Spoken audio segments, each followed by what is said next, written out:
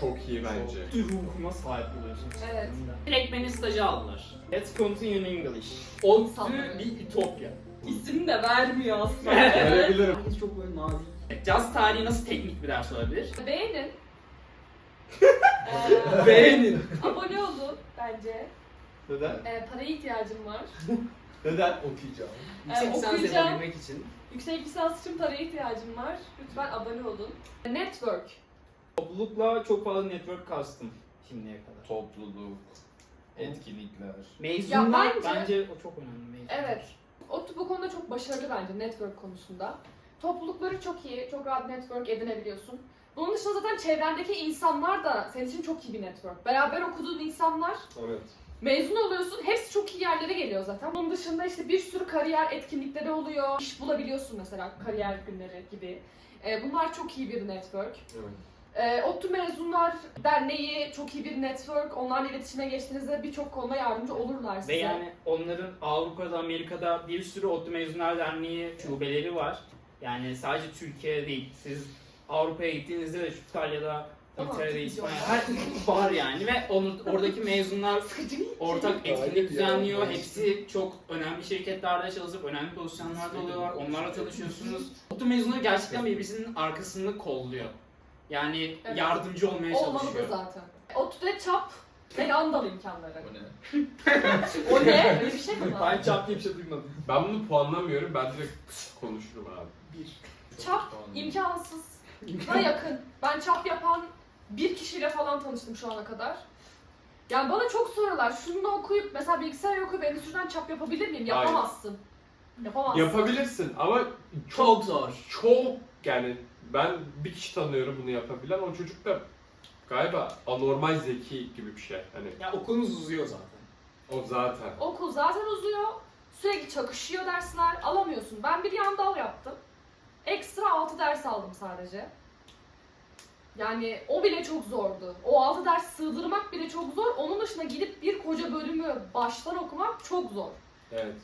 Kabul alma oranları çok düşük, yapabilme oranları çok düşük. Başlasam bile bitirme oranı çok düşük. Gerek var mı diye bir konu var. Sen zaten ODTÜ diploması aldığın zaman işte gidip çift diplomalı olmana gerek yok. Zaten sen ODTÜ mezunusun.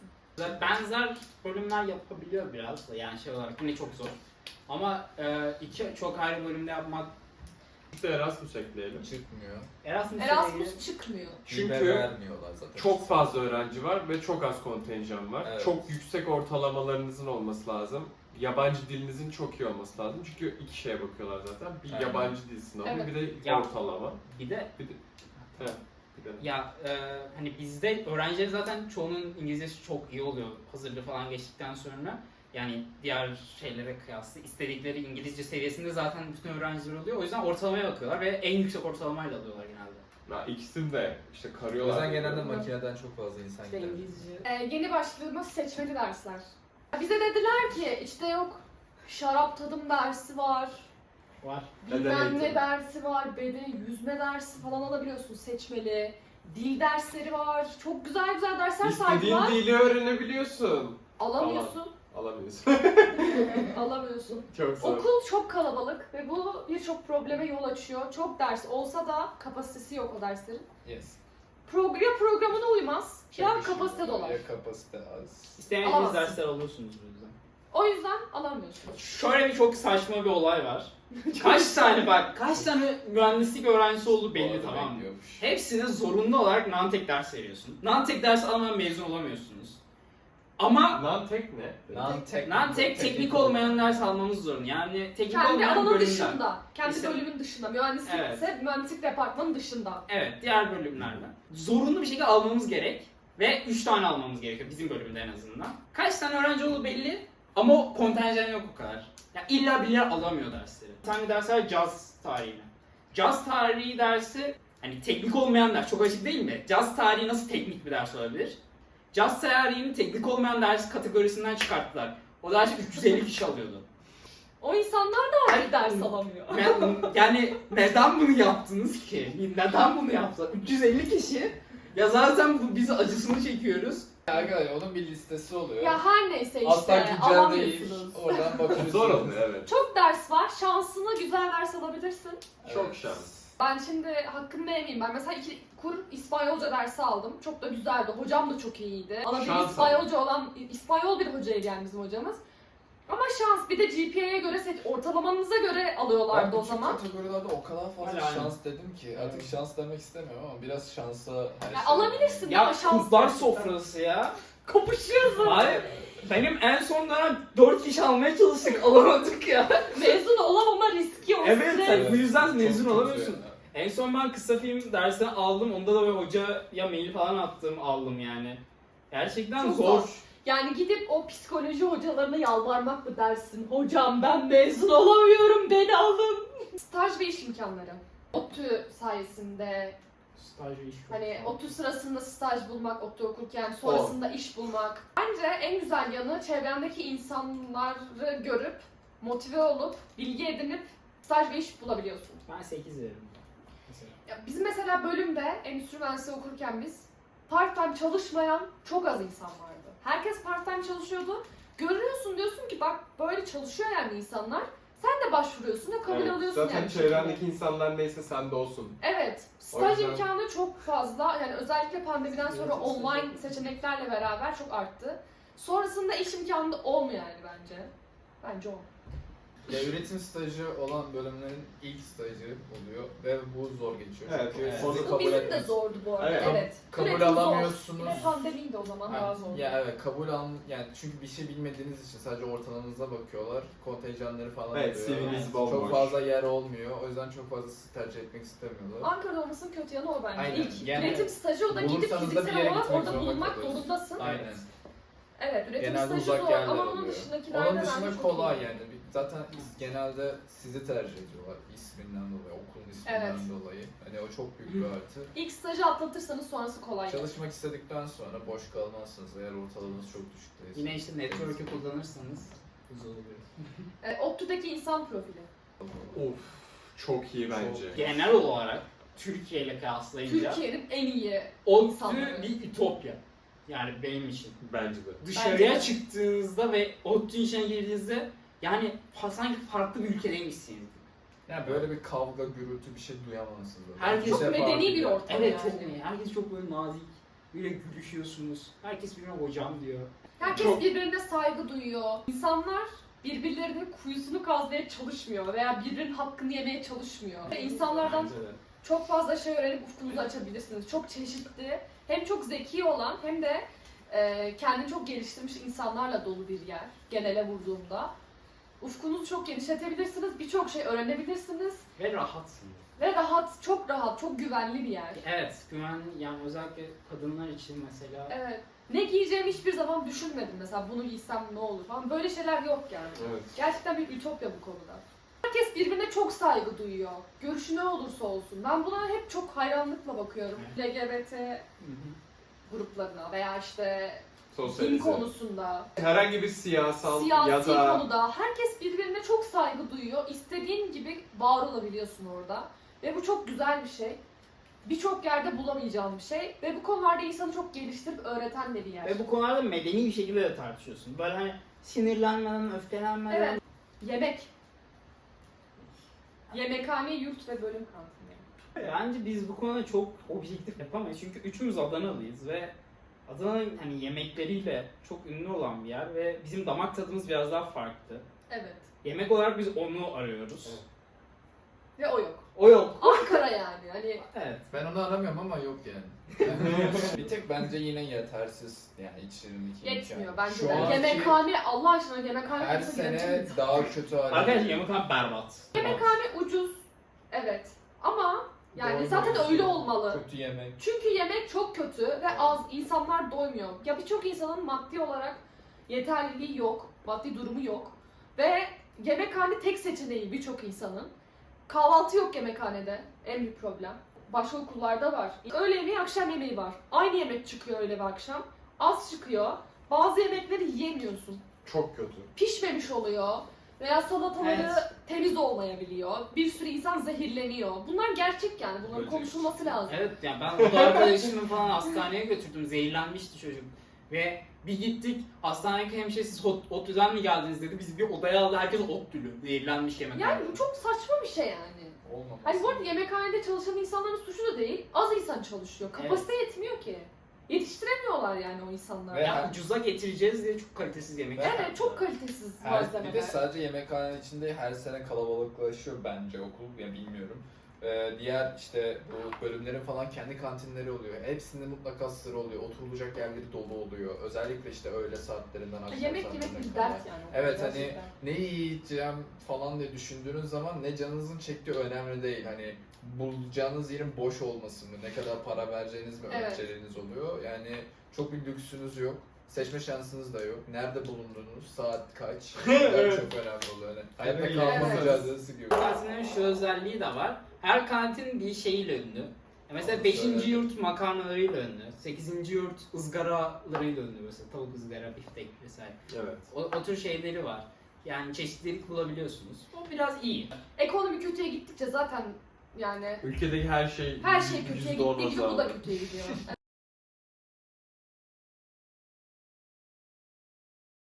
ODTÜ'de sosyal hayat, ODTÜ'de temel imkanlar, ODTÜ'de kişisel gelişim. Sosyal hayat. Tamam, senin en sevdiğin konu. Ne? Topluluklar. Kaç verdin? 9. Sen kaç verdin? Dokuz. Sen kaç verdin? 8. 4 verdim. Adam niye en farklı o şey yapmış? Niye sen 4 verdin onu söyle. Normalde bence sosyal bir insanım. Hayır, özel gibi. Hazırlıkta ilk işte birkaç ayda genelde öğrenciler sürekli bir yere ait olma peşinde düşerler. O süreçte herkes toplulukların peşinde koşar. Her yerde böyle afişler Topluluk asılır, standları açılır. topluluklar bir şeyler Elinize afiş verir. Aynen böyle. Her yerde bir şeyler döner yani. O dönemde de ben çok fazla topluluk deneme fırsatı buldum. Birkaç haftalık da olsa. Çoğundan memnun kalmadım. Kendi aralarında fazlaca kümelenmiş durumdalar. Yeni gelen kişilere sürekli ayak işi veriyorlar. Böyle bir hiyerarşik yapı varmış gibi. Ne alaka bilmiyorum. Ve senden sadece bir yıl önce o topluluğa girmiş. Hepimiz öğrenciyiz yani. Ne alaka? Ne alaka? Bence de öyle. Kariyer toplulukları, sürekli etkinlikler düzenleniyor, işte şirketlerle görüşülüyor. Dışarıdan inanılmaz güzel görünen topluluklar var işte okulumuzda. İsim de vermiyor aslında. Verebilirim. Verme, verme. Kurumsal firmalarda bile görünmeyen hiyerarşik düzenler, birbirine üstünlük taslamalar, kendi aralarında dedikodular. Bu etkinlikler sadece öğrencileri kaynaştırmak için, işte kariyerine yeni bilgiler katmak için çok güzel amaçlarla yapılması gereken etkinlikler olması gerekirken genelde topluluklar kendi içinde böyle birbirlerine bir şey kanıtlama, yeni başkan kim olacak, yönetim kuruluna girebilir miyim gibi böyle saçma sapan, çok önemli bir iş yapıyorlarmış gibi gösterdikleri bir duruma dönüşüyor. Ve ben bunların hiçbirinden hoşlanmadım. Öyle değil. O yüzden bana hepsi yapmacık geldi. O yüzden 4. Topluluklarla iç içe olan Deniz Topluluk arkadaşımız başkanlığı yapmış. Evet ne arkadaşlar. düşündünüz Sütük bilmiyorum. ekmek partileri düzenlemiş. Evet abi. Ben de zamanında ODTÜ Malzeme Bilimleri Topluluğu'nun başkanlığı yaptım. Meteoroloji ve Malzeme Mühendisliği bölümünün topluluğu, öğrenci topluluğu. Erdem'e katıldığım noktalar var. Ama şeyde katılmıyorum. Mesela yeni gelenler ayak işi yaptırılıyor. Yani şahsen benim topluluğumda yaptırılmaz. Yani yeni gelen hiçbir öğrenci o kadar çalışmamıştır aslında. Etkinlikte mesela kapıda birisinin durması gerek. Rica ederiz. Zaten bunların hepsi gönüllülük bağımlılığında. Kimseye zorla bir şey yaptırılmıyor. İstemezse de başka bir görevde verebiliriz. Bütün öğrenciler bütün etkinliklere katılabilir. Hiç kimse mesela o topluluktan değilsin diyor o etkinliğe katılamamazlık yapamazsın. Ben de hazırlıkta çok fazla topluluğa gittim.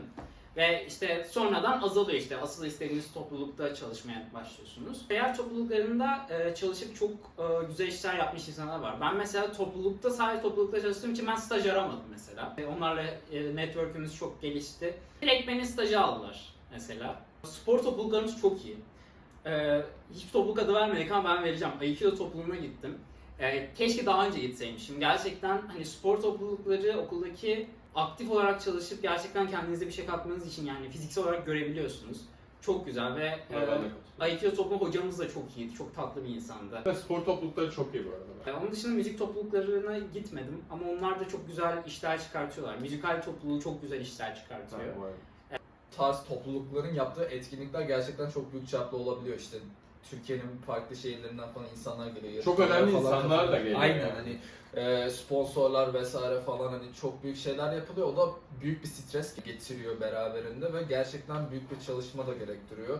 Organizasyon, her şeyden sorumlusunuz. Hani bunlar hani kolay işler de olabilir ama hani daha düzgün bir şekilde çözülebilir. Ben 9 verdim. Biraz genel baktım yani olaya. Kendi tecrübemi kenara koyup. Diğer okullarla kıyasladığımda en çeşitli topluluğa sahip olan okullardan biriyiz. Belki de en çeşitli olanız.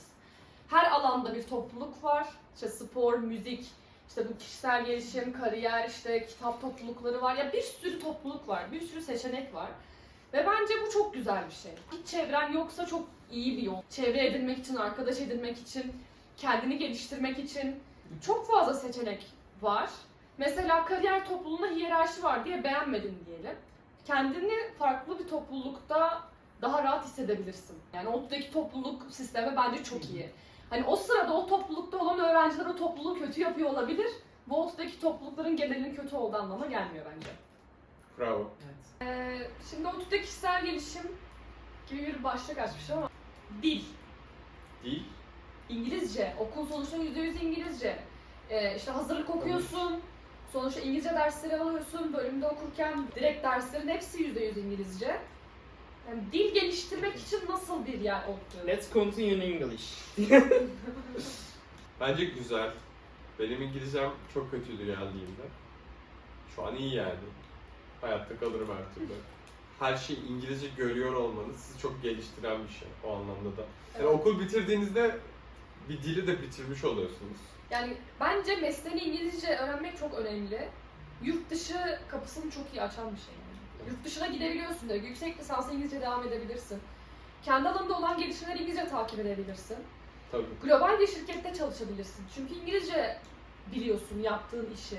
Bu çok güzel bir şey. Yani ben de hani geldiğimde çok bilmiyordum İngilizce. Hazırlık okurken öğrendim. Hazırlık okuyacaksanız biraz çalışıp iyi bir kurdan girmeye çalışın. Onların eğitimi daha iyi bence. Hazırlık eğitimi güzel ama yani İngilizce öğreniyorsunuz. Sonrasında da bölümde de kendi alanınız İngilizce öğreniyorsunuz. Bence çok yeterli. Benim sinir bozmuştu 1. sınıftayken. Bölümsel teknik İngilizce öğrenmememiz. Konuşma İngilizcesi vesaire kullandım. İşte hani Hazırlıkta öyle. aynen, Günlük hayat. Günlük hayat. Ama işte daha spesifik bölümsel İngilizce öğrenmiyorsunuz. 1. sınıfta o yüzden biraz zorlanıyor. Evet. Yani bölüme geçince mesela işte meteoroloji malzemenin çok kendi spesifik terimleri var. Ben onların hiçbirisini bilmiyordum.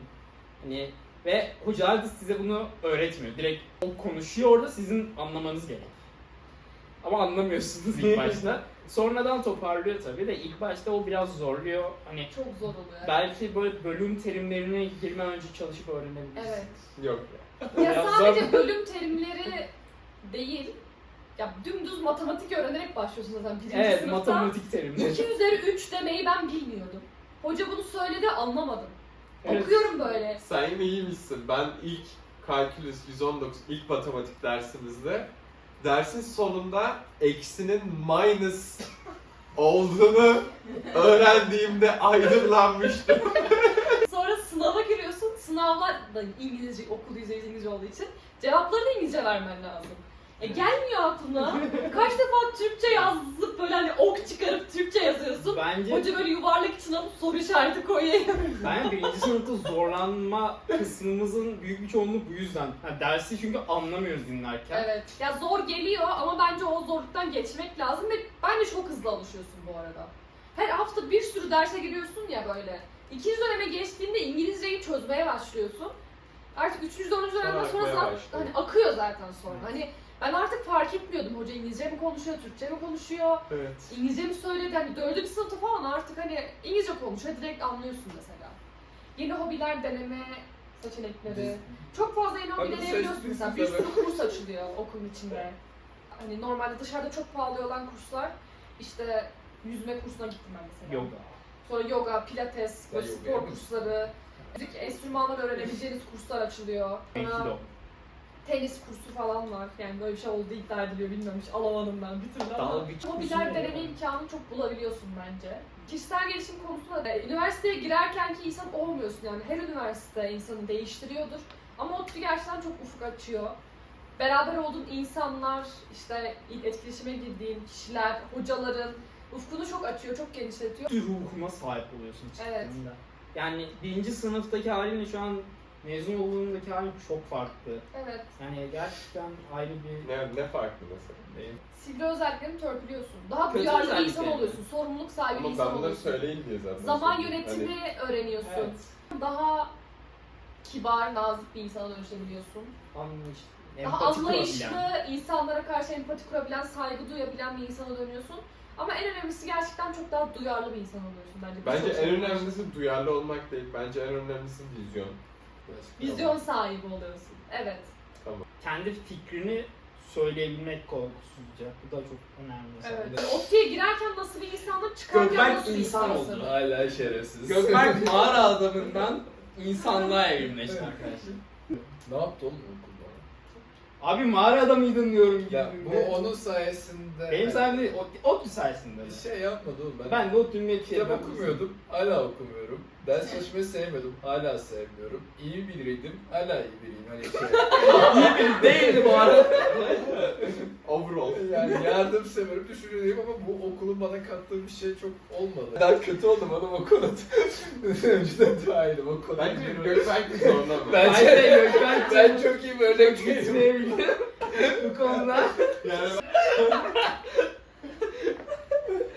Kısaca bu kişisel gelişim olayı çok hani okula değil de kişiye biraz daha bağlı bence. Okey, bu kadardı. bitti mi? Evet, izlediğiniz için teşekkür ederim. Bizi ağırladığın için teşekkür ediyoruz. Ne Fulya'cığım. demek. Çok keyifliydi. Ne Ben demek? çok eğlendim.